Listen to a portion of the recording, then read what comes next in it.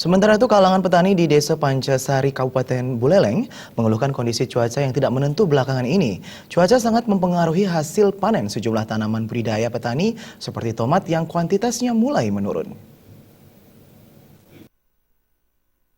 Petani tomat di Desa Pancasari, Ketut Sutri mengatakan, jika cuaca mendukung, ladang tomat seluas 10 are mampu menghasilkan 4 kuintal tomat dalam 1 bulan.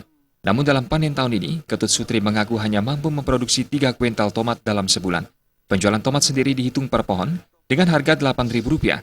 Keuntungan per bulan sebelumnya mencapai Rp5 juta. Namun panen kali ini hanya memberikan keuntungan sebesar Rp3 juta. Tomat hasil panennya dijual ke pengepul dan dibawa ke Denpasar.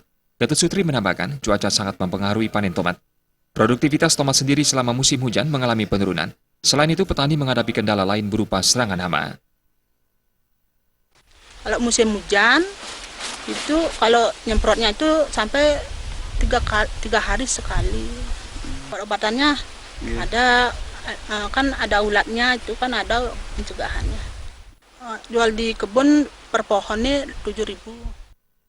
Mengenai modal budidaya tomat, Ketut Sutri mengatakan, dirinya menghabiskan Rp1 juta untuk membeli bibit dan pupuk dari awal penanaman hingga panen.